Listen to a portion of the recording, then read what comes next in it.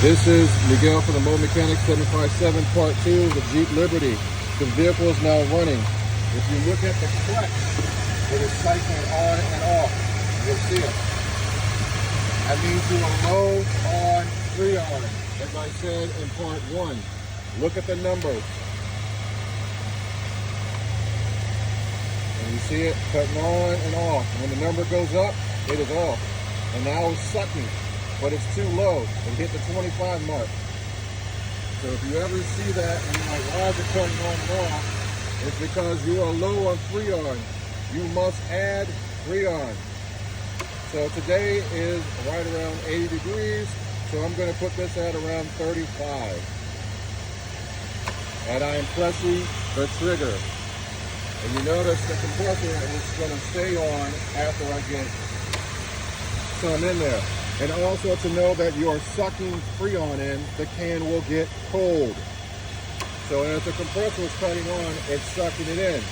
When it cuts off, it won't suck anything in. So I'm going to shake it and put liquid in there to get this done a lot faster for the purpose of the video. And if you notice, the compressor flicks, it's staying on a lot longer. As you can see, the compressor is doing what it's supposed to do. So I'm going to release the trigger, and I'm at 32. But you have to wait because I put in liquid to see the true pressure. So we're at 30, 29. So I'm going to press some more and put some more liquid in there. And you do not vent Freon in the air. If you have a leak, get it fixed. It is illegal to vent Freon in the air. I must emphasize that. As you can see, the clutch is staying on. And we're at 31. So we're going to get... So we're going to wait for it to equalize its own pressure. Remember, I put in liquid because I turned it upside down. I used to do heating and air conditioning in the house. I have a universal license, and that's what we used to do. And the same principle works in the house. Your condenser is sitting right here, which will be in your backyard. Your fan of your engine is the fan that's on top of the compressor in the backyard. And the evaporator, which is the air coils, are inside the car itself. And there is your compressor. Same principle. When you used to be a kid and you used to put your hand in the window air condition, there is the condenser on a window air condition. Inside it had a compressor, and inside it had an evaporator which was blowing on the inside. So you're at 31 degrees now. So right now I am going to go check the temperature. This will not lie. So let's see how cold it is. I always check the driver's side, which is the true where the coldest air is supposed to be at for intents and purposes. Your evaporator is always closest to the passenger side, so you're going to get cold air first. If you have a situation and it is hot in one area and cold in another, you need to check your actuators. If they're working correctly, it's probably low on Freon. That is a sign. So let's press this trigger and see how cold it is. I can already feel it. So it is 80 degrees outside. It is supposed to be 30 degrees colder than what's outside. And we are dropping and we're at idle. Also, when you're checking your air condition and you're charging it up, turn it on max AC and put it into recycle. Put it in the max AC and recycle. If you don't have these, if these two are separate, press that button for recycle. So now what we're doing is we're going to see the true temperature of exactly what is coming out of these vents on the driver's side. And to prove about the the evaporator, it is going to be freezing on this side. It's going to be a lot colder because the coil evaporator is sitting right between here.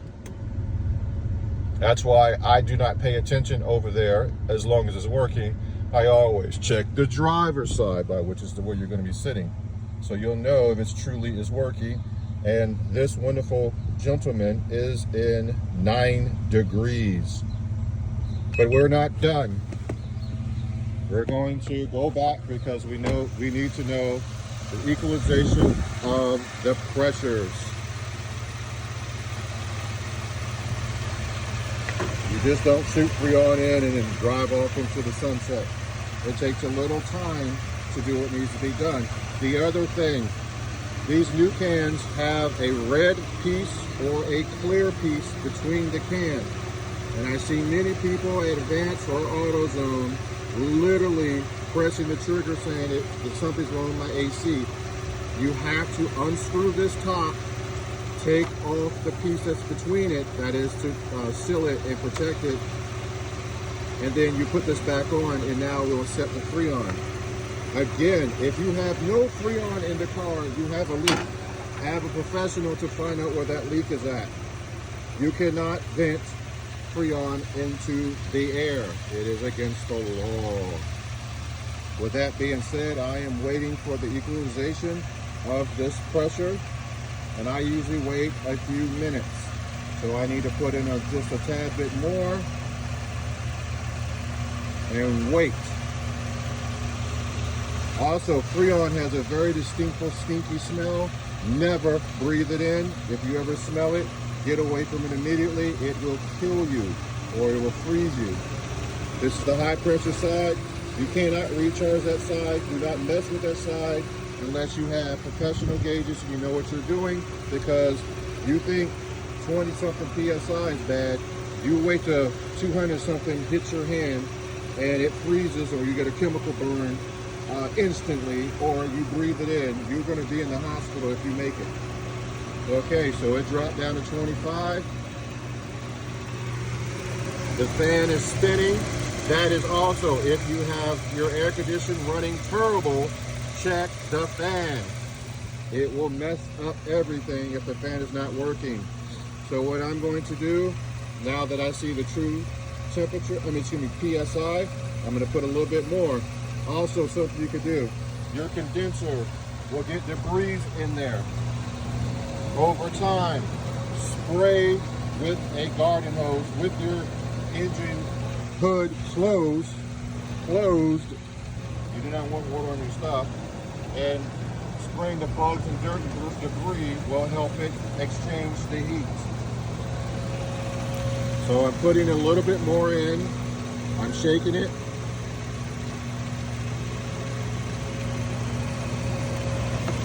And this can is empty. So I'm going to go get another can. I'm trying to make this video as short as possible. So I'm going to get another can. Bear with me. That can was already used and I used what was in it. The vehicle would have never held that amount of Freon, but it only had that a little bit in there. So what I'm going to do is I'm going to take this and unscrew it and put another can on it. This is a reusable.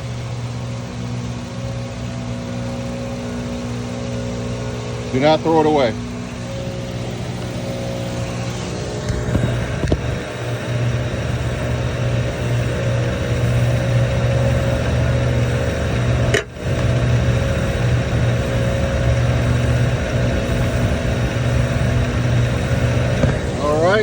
All I did is reuse this. So now what we're going to do, we're going to spray a little bit more in there and get it stable. And this time I'm not going to turn it upside down, but I can feel the can nice and cold. The compressor is sucking in, which is the suction side. The discharge side is where the heat is coming from. It has to exchange the heat. All right, we're in the 30s, and if this fly will stop attacking me. All right, we're going to put a little bit more in there and we're going to wait.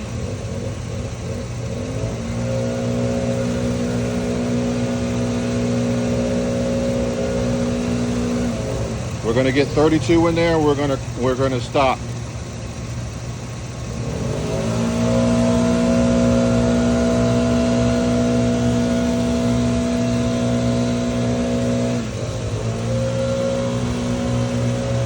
It should be extremely cold inside the vehicle as we speak. So I'm actually going to do you guys an extra favor. I have a cheat sheet. I sell this cheat sheet through my website for all you air conditioners out there who are doing your own air condition or doing this as for a business. Let me get it out. Also, it talks about how the air conditioner runs, all the parts. It gives you scenarios, too high, what it could be on your gauges. Different scenarios is about 10 pages. So on this particular day, since it's 80 degrees, I am supposed to get it around 35 because it's about 80, yeah, it's about 78 degrees. Actually, I looked at it. So I need to get it to about 35 and be done with it. Because what will happen is if you just stick it on the gauge and you just put it at green, when it gets hot, the pressure is going to build up, and then when it starts driving, it's going to be on the suction side sucking out, and you're going to drop below the 25, and guess what? You're not going to go anywhere. But this will be in the description, and also we actually sell the whole entire kit that tells you what the air condition, the scenario of the gauges. It breaks down what's inside the compressor. It gives you troubleshooting. All of this stuff will be on the gauge, and this is, on the website. And it speaks. See, it gives you, stuff that it's very comprehensive if you don't understand what's going on. So I'm going to go back over there. And again, this is sold on my website, mobilemechanic757.com. It will be in the description. And I will also have the direct link to where all the documents if you're a mobile mechanic doing this. So we're going to come back over here. It's at 30. So let's, I'm going to get them at 32 and I'm going to stop. But as you can see,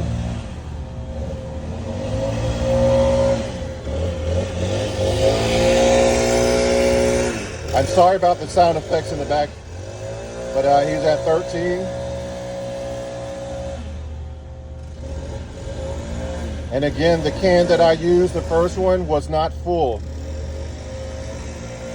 So we're at 9, which is very good. Now we're going to put up one of the windows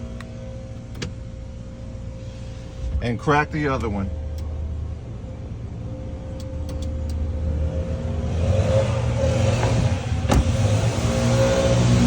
Sorry about that noise. So I'm going to put some liquid in here and I'm going to stop when I hit 32, and then I'm going to see what the vehicle is doing.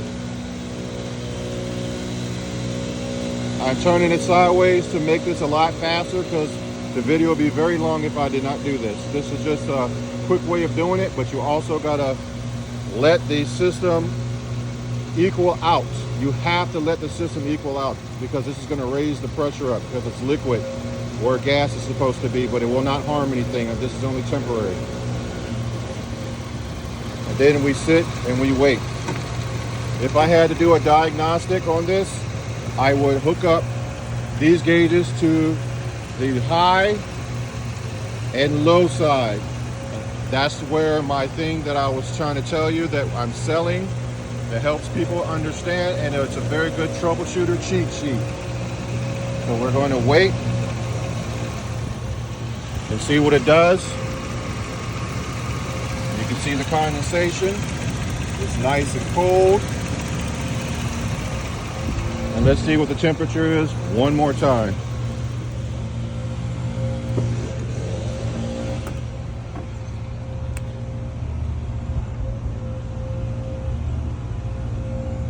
And you just hold it there for at least 30 seconds to get the true temperature. Sometimes these are fast, sometimes they're slow. I'm talking about this thermometer I got in my hand, this digital thermometer. And as you can see, it's going to be dropping in negative, which is good. And there you have it. It speaks for itself. And then you turn it off. When you turn the vehicle off, which I'm not going to do on this video, we'll be here forever. And I'm going to see what the pressure actually should go up to whatever's outside. That usually is what the pressure should be when you're checking it when it's off. If it's lower, then you have a leak somewhere.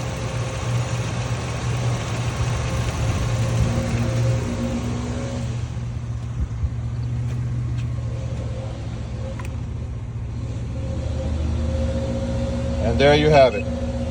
If you like this video, please like, subscribe, and share. This is a condensed version. There's a lot more that needs to be done or can be done depending on the situation. Thank you.